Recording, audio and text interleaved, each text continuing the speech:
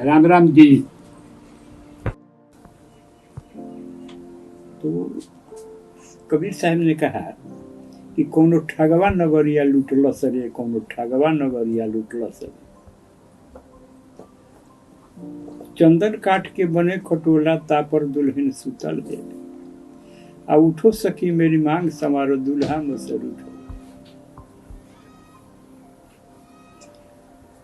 तो आयजम राज पलंग चढ़ी बैठे, नैन से आंसू छूटल। चार जना मेरी खाट उठौल, चहुदिस धू धू उठल है। कहे कबीर सुनो भाई साधु, जग से नाता टूटल है, कोनो ठगवा नगरिया लूटल। तो कबीरदास ने इन पंक्तियों में ठग के विषय में कि ठग क्या है, ठग किसे कहते हैं, उसके विषय में कबीरदास वाणी पर समझाते हैं, कहते हैं। तो जिसमें आत्मा का ज्ञान नहीं है, जिसमें परमात्मा का ज्ञान नहीं है, जिसमें अभिनिवेश है, क्रोध है, अहंकार है, घमंड है, ये सब ठग है संसार का।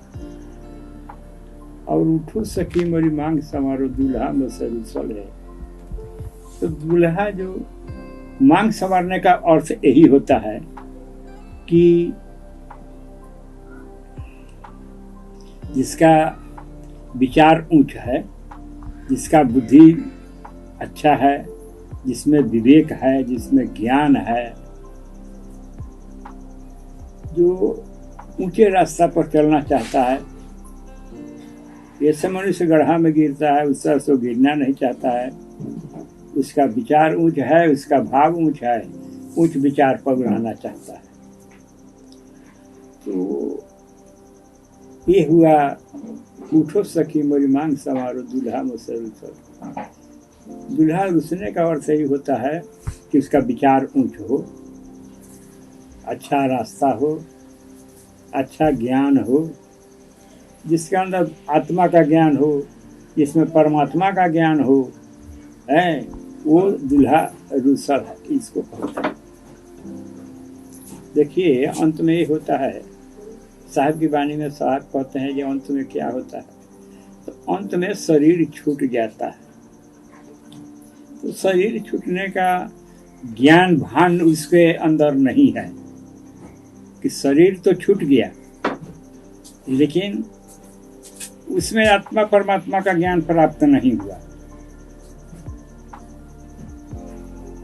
तो इसके लिए जीवन में कभी सत्संग नहीं किया है,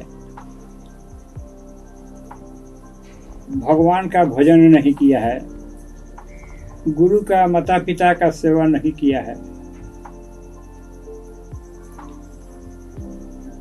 तो इन सब बातों के चलते उसको ज्ञान नहीं हुआ है। तो शरीर छूटने के बाद कष्ट होता ही है। रामचरितमानस में तुलसीदास जी कहते हैं कि बिन सत्संग विवेक न होई, आ जा पर कृपा राम के होई। तुलसीदास जी जो रामचरितमानस के लेखक, जिसे उन्हें 2 वर्ष 6 महीना 7 दिन में रामायण को लिखा, वे तुलसीदास जी लिखते हैं कि बिन सत्संग विवेक न हो। बिना सत्संग का मनुष्य को बुद्धि नहीं होता। विवेक माने बुद्धि। और जब तक मनुष्य को बुद्धि नहीं होगा, तब तक मनुष्य को ज्ञान नहीं होगा। जब तक ज्ञान नहीं होगा, तब तक मुक्ति नहीं। जब तक मुक्ति नहीं हो, जब तक उसको उसमें भक्ति नहीं होगा, तब तक मुक्ति नहीं होगा। और मुक्ति तब होता है, मुक्ति मनुष्य का जीते जी मुक्ति होता है। और मरने के बाद कर्म के अनुसार योनि में जन्म लेता है, जो 84 लाख योनि में भ्रमण करता है, तो उसका जन्म होता है। अब जन्म तो कर्म के अनुसार है, ऐसा काम किया है, कर्तव्य किया है, तो भगवान सोचते हैं कि ये काम, यही कुकुर का लायक काम किया है, बिलार का लायक काम किया है, बैल गोरु माल के काम किया है।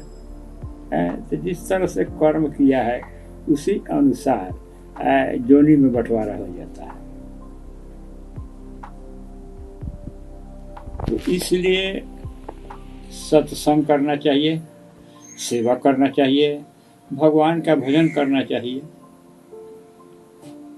दूसरी जाति का देखिए, सब कुछ होते हुए भगवान का भजन जब तक नहीं कीजिएगा तो आपका निस्तार नहीं होगा, आप इस संसार सागर से पार नहीं होइएगा।